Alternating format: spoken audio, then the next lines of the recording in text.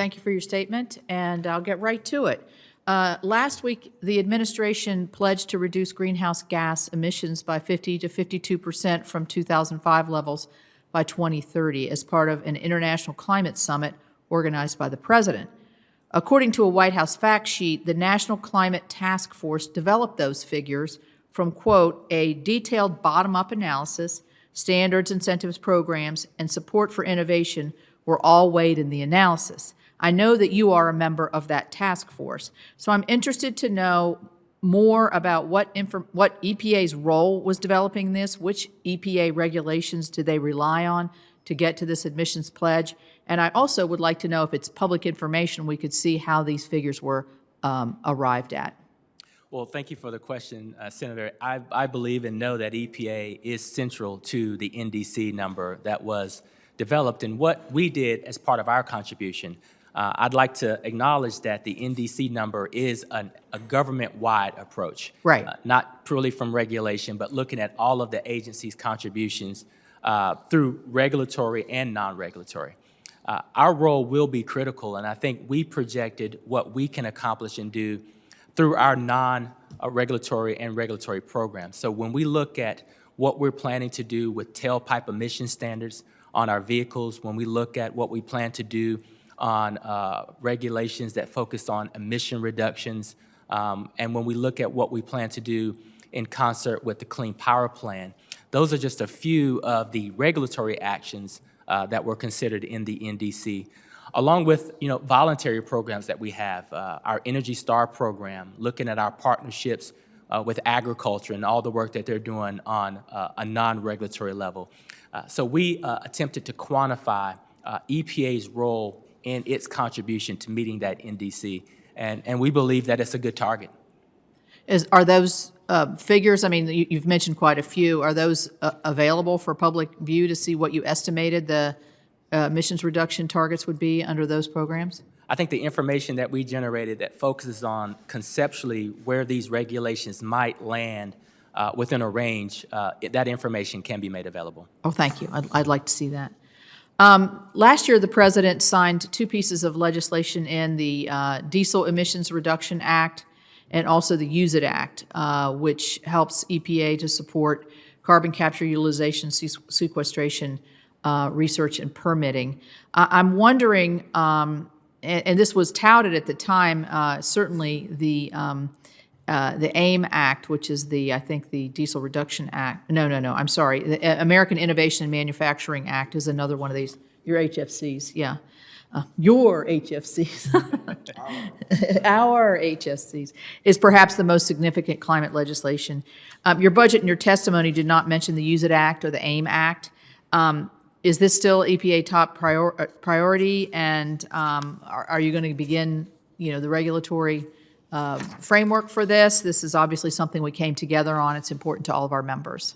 Absolutely. It goes not unnoticed that the AIM Act is one of the most important pieces of legislation to combat climate change.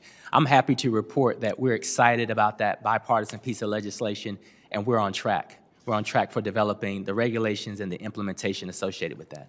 Well, knowing that regulations take a long time to roll out, I mean, are we talking years here or 6 months, or how do you quantify that? I'd have to take a look at exactly what the time frame is. I can tell you it's a priority. I just had a briefing and a discussion this week, and so we can get the specific timeline, but we recognize the urgency and the importance of the legislation, and we can provide you with those details. Okay, let's talk PFAS here for just a minute. You mentioned it, and certainly I mentioned it as well. And while EPA has made a lot of progress under the PFAS action plan, there's obviously a lot of work left to do. And as you and I have talked, we need to make sure we have the sound science here. You're requesting $75 million focused on PFAS studies and research. Could you give a few more details? And also, that drinking water standard is where I have a great deal of interest. I want to know where you all are on that and where you think you might be able to give us something more definitive in your action plan. Yes, I'll say that, and obviously for the $75 million, there'll be a lot more detail in the full budget to come. But we are moving full steam ahead. Setting that drinking water standard is very important to us, and we're moving ahead with that. I think that we had to make up for some lost time, ensure that we have the best science informing that drinking water standard and looking at our statutory authority. In addition to setting that drinking water standard, we're also looking at the science behind designating PFAS as a hazardous substance.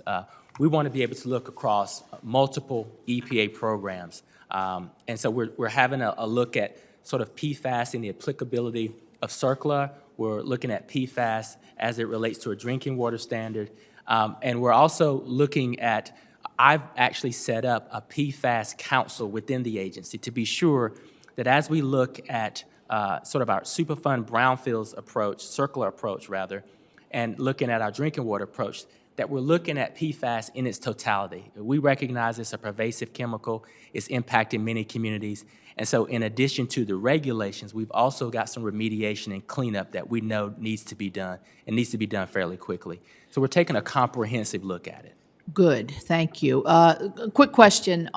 You allude to a lot of research and additional research dollars. I'm curious to know, is those research availabilities, they're spread all over the country, I would imagine, to different higher education institutions. It's not done just within the EPA. Is that a correct assumption on my part? It is. Many of these chemical compounds, there is just not a lot known about the health impacts. And so when we think about setting regulations, we want to be sure that we set the regulations at the appropriate level. We don't want to miss that mark. And so the more we can convene with our academic institutions, the CDC and others, to be sure that we have the right amount of science and health studies to set these regulations, I think the better off it is for all of us.